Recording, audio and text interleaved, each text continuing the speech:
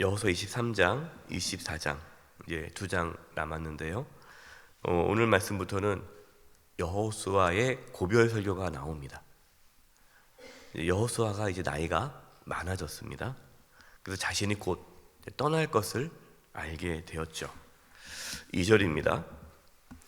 여호수아가 온 이스라엘 곧 그들의 장로들과 수령들과 재판장들과 관리들을 불러다가 그들에게 이르되 나는 나이가 많아 늙었도다.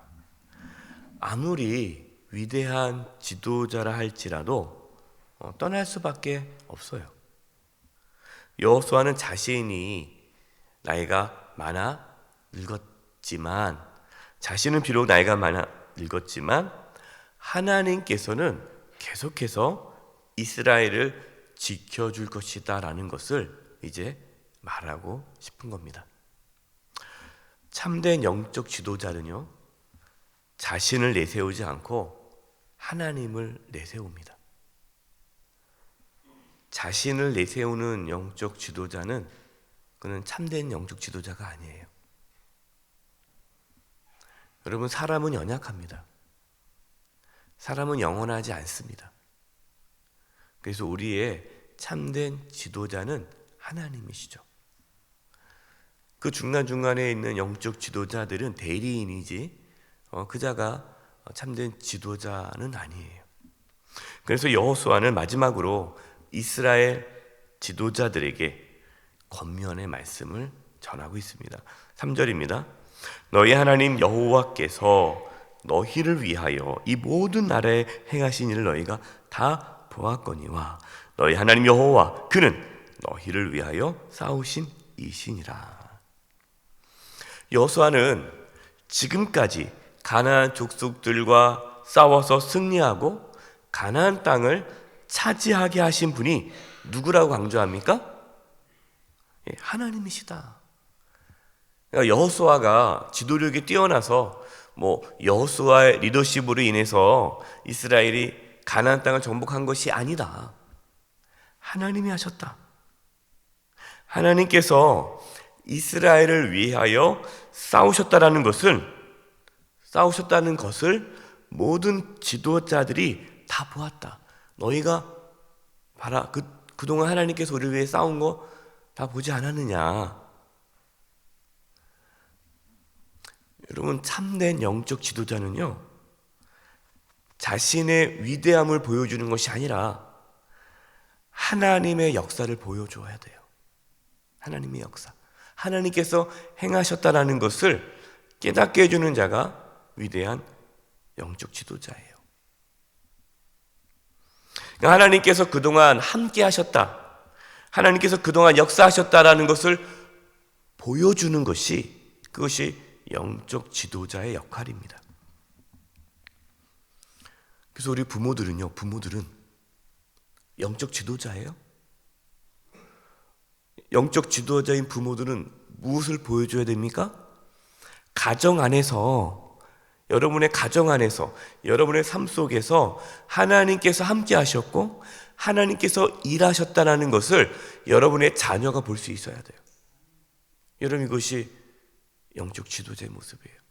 근데 자녀들이 앞만 봐도 부모님의 삶 속에서, 우리의 가정 속에서 하나님께서 함께 하셨고 하나님께서 일하셨다는 것을 못 본다면 그 부모는 영적 지도자로서의 역할을 못한 거예요. 우리 교회가 다음 세대를 강조합니다. 다음 세대 강조한다는 건 뭐냐면 가족이 회복돼야 돼요. 가정이 영적으로 깨어있지 않으면, 부모님들이 영적 지도자로 세워지지 않으면 신앙의 유산은 이어지지 못합니다. 그래서 조사를 해봤어요. 설문조사를 해봤는데 요즘 다음 세대들이 교회를 떠났습니다. 청년들이 교회를 안 나와요. 다음 세대가 없어요. 그래서 왜 안 나오느냐 그랬더니 가장 큰 이유 중에 하나가 부모님의 신앙에 가식이 있다는 거예요. 그러니까 부모님의 모습을 통해서 하나님을 발견하지 못한 거예요. 그러니까 신앙을 잃어버린 거예요.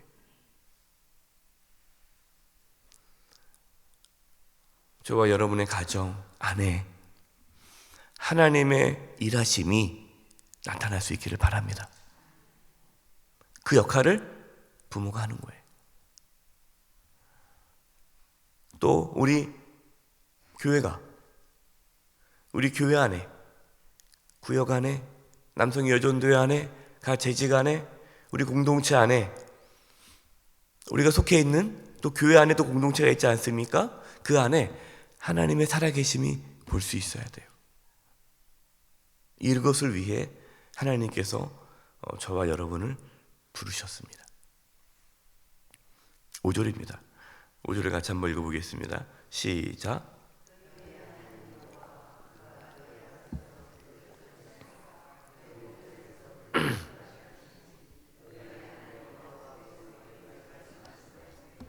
너희가 그 땅을 차지할 것이라. 지금 여호수아가 나이가 많아서 이제 더 이상 지도자로서의 역할을 할 수가 없게 되었고, 또 아직 점령하지 못한 땅들이 있습니다. 근데 여호수아는 하나님께서 남은 땅들도 다 차지하게 하실 것이다 라고 말씀하고 있어요. 내가 비록 떠나도 하나님께서 우리 이스라엘을 지켜줄 것이고 남은 땅을 다 점령하실 것이다, 이렇게 말씀하고 있는데, 여러분 그러면 가만히 있으면 하나님께서 땅을 다 차지해 주실까요? 아니, 그러지 않다는 거예요.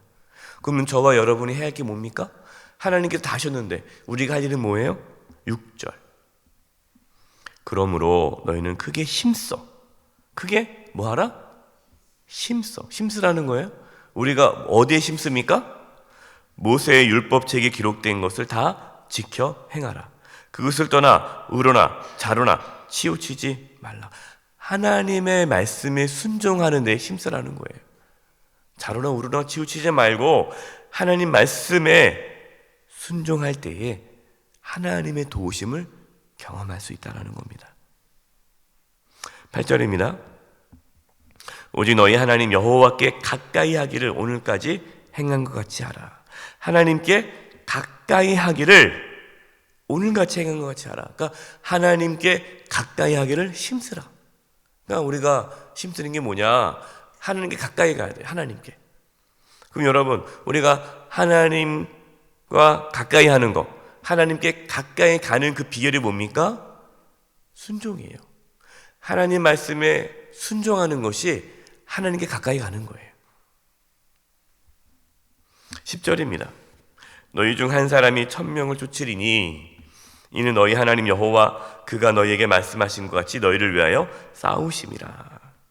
한 사람이 1000명을 내쫓는다. 여러분, 어떻게 한 사람이 1000명을 내쫓을 수 있겠어요? 이게 무슨 말입니까? 그만큼 하나님께서 우리를 위해 싸우신다라는 거예요. 여러분, 이 말씀을 붙잡으시기 바랍니다. 담대히 세상으로 나아가세요. 예, 한 사람이 1000명을 내쫓는 거예요. 하나님께서 우리와 함께 하시면 우리를 이길 자가 없습니다. 11절입니다. 그러므로 스스로 조심하여 너희 하나님 여호와를 사랑하라. 조심하라는 거, 조심하라. 영적인 긴장감을 놓치지 말아라. 하나님을 사랑하는데 힘쓰라.